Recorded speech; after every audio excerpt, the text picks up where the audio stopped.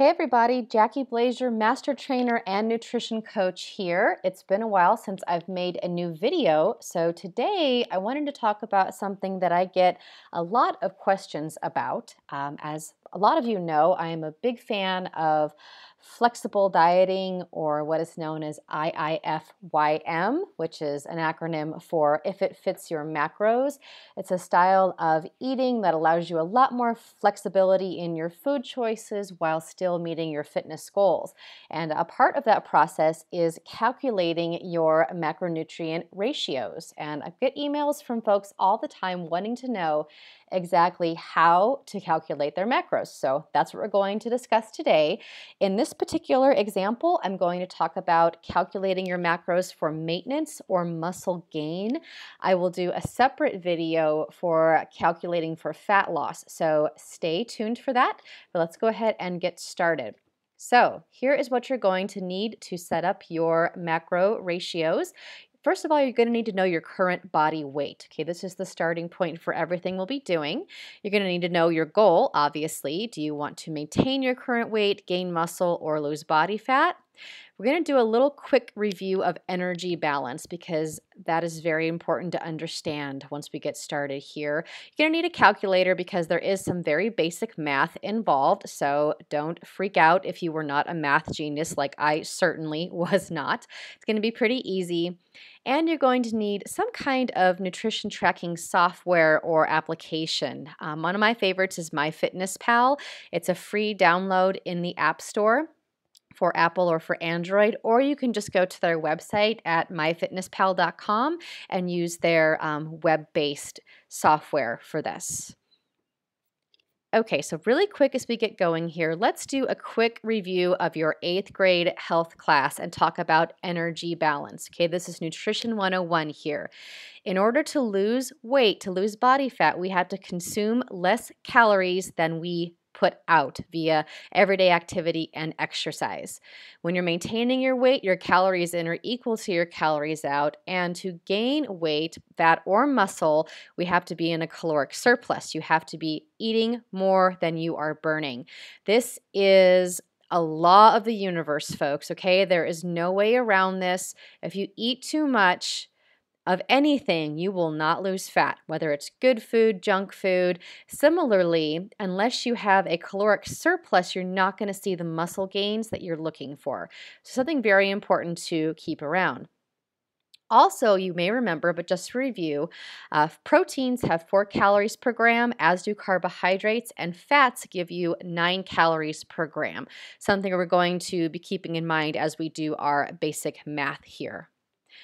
All right, step 1, we're going to determine our maintenance calories because, again, this is our starting point for everything we're going to do. Now, just a bit of a disclaimer here. This is a big generalization. Of course, everyone is very, very unique and different. As a general rule, most people will maintain their body weight on 14 to 16 calories per day. Now, I am speaking about people that have a healthy metabolism, not necessarily someone that's a chronic dieter or has been through some sort of metabolic damage. If you want more information about that, I have other videos about metabolic damage, but as a very general rule, 14 to 16 calories per pound body weight will give you your maintenance range. So for my personal example, I weigh 125 pounds. If I multiply that by 14, that gives me 1750, or 16, it gives me 2000. Now, just as a side note here, I decided to make this video today because I'm in the process of recalculating my own macros. Summer's coming to an end here. I'm ready to get back in the gym and I'm ready to gain some muscle. And I want to get a good idea of where I'm starting. So I'm going through this just as you guys are. So I'm going to use my own personal numbers as the example in this video. All right, so I know that my maintenance theoretically, because we're going to have to observe and adjust, is somewhere between 1750 and 2000 calories. What I'm going to do is I'm going to start at the lower end of this range and just kind of see what happens. Especially if you're trying to gain muscle, if you add calories too quickly, you're going to gain fat. And I know the ladies out there definitely don't want to do that, and I don't want to gain a ton of fat either. So I want to err on the lower side. And then if I'm not seeing the results I want or my energy is low, I'm going to add calories as I go, and I'm going to add them slowly. But for now, we're going to start with that 1750 number. Next, we're going to determine our macro percentages for percentage of daily calories of proteins, carbohydrates, and fats. And here are the key points we're going to keep in mind. First of all, we want to make sure we have adequate calories, okay? Not too low. We need to support muscle growth, but not excessively high, like I mentioned in the last slide. Otherwise, you risk gaining a lot of body fat. We want to make sure we have adequate fat and protein in our daily diet. So for protein, adequate is equal to at least 1 gram per pound of your body weight. And then with fat, we want no less than about 20% of total calories for the day, okay? If you drop fat too low, your energy is going to suck. There are hormonal consequences. You're just not going to feel that great. So avoid dropping fat excessively low. Also, we want to make sure that you have adequate fiber in your diet, okay? So that's generally 21 to 25 grams per day for women or 30 to 38 for men. And this is something we're going to pay attention to as we are tracking our nutrition throughout the day. Next, we're going to start with protein. This is our foundation for everything, okay? Because we're making sure we have that adequate protein for muscle gain, this is where we start. So we're going to set protein between 30 and 40% of total calories, or between 1 to 1.5 grams per pound body weight. So for myself, 1 gram per pound is 125 grams, or if I multiply 125 by 1.5, I get 187.5 grams of protein per day. Now, I can tell you right away, that is a ton of protein for me, you guys. As a 125-pound woman, yeah, that's going to be a big jump for me. So again, I'm going to start kind of on the lower end of things here. So if I multiply 1750, my target calories, by 30%, I get 525 calories per day from protein. Now I divide by 4, right? Because protein has 4 calories per gram, and that gives me my grams of protein per day. 131 grams, little bit over 1 gram per pound body weight, so I'm okay with that. I think that's a really good starting point for myself personally, and this is something that you guys will figure out as you go along. You'll figure out how you feel on little higher protein, little higher fat, little higher carb, lower carb. This is a very personal experiment that we're doing here, but this is a good place to start. Next, here come the carbohydrates, okay? So just remember, guys, carbs are not the enemy, okay? We need them. We need them for energy. It's brain food. This is what's going to keep us going, and this is what's going to help you train hard. Now, obviously, there's better choices for carbohydrates depending on the time of day or your circumstances, whether or not you're training. But just remember, carbs are good, okay? So we're not going to skimp on them. In fact, we're going to go 40 to 50% of our total calories from carbohydrates, or at least 1 gram per pound body weight. All right, so for me, again, 125 times 1 gram per pound is 125 grams, easy math.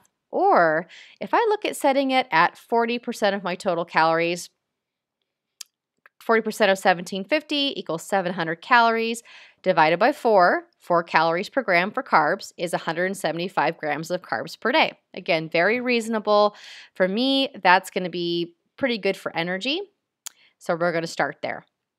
Next, everything that's left over, this is where it gets super simple, is what you're going to be your fat calories, okay?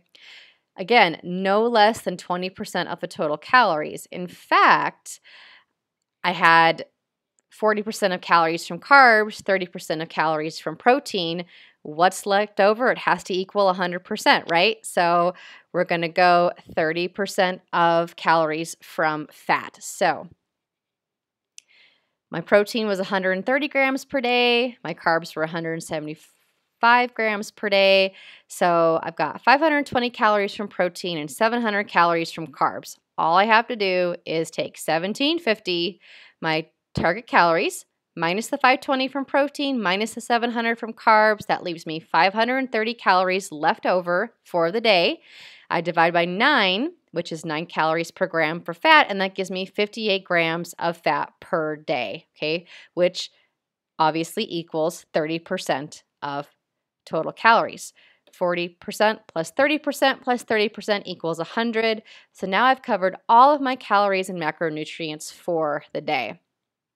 And again, these numbers are adjustable based on your personal preferences as long as you're getting the right amount of protein and adequate fats in your diet. So, for review, my final results were here. Calories per day, 1750. There's my protein, carbs, and fat ratios. So now what I'm going to do is head on over to MyFitnessPal, and I'm going to go to the goals section and edit those custom numbers. They give you the ability to set your own custom macronutrient ratios. And here I just plugged in that 40-30-30 ratio, and it gave me my numbers for the day. And then from here on out, I'm going to track my food for the day, and then I'm going to adjust and see what happens. Okay, now we've made it to step 4. Train hard, work the plan, and observe what happens. So yes, for flexible dieting to work, you are going to be logging your food and your workouts every single day. I know a lot of people, I get a lot of pushback about this. They don't like tracking their food. They don't like journaling their nutrition, but that's kind of the whole point of flexible dieting is you have the flexibility to eat a wider variety of foods, because I'm not going to tell you, okay, you have to exist on oatmeal and chicken and broccoli and asparagus, okay? When you only eat 5-6 foods, yeah, you're going to know exactly how much you're taking in every day. If you want to have a life, have a little more variety, you're going to have to log it in your food tracking app. So log those meals. Try to keep those numbers between plus or minus your target calories for the day and plus or minus 10 grams for each of your macronutrients.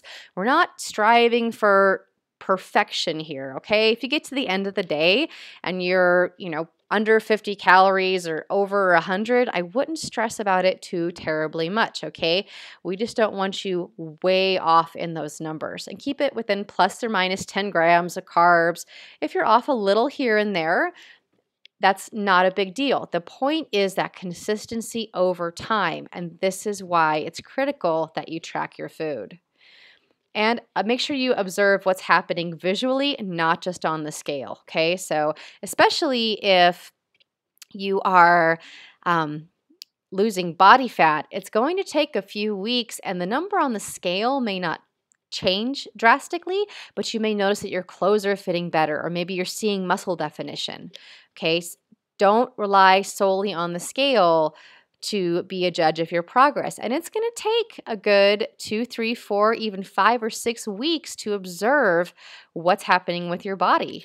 That's just the way it is. The body likes to stay in maintenance mode, and we're shaking things up a little bit here.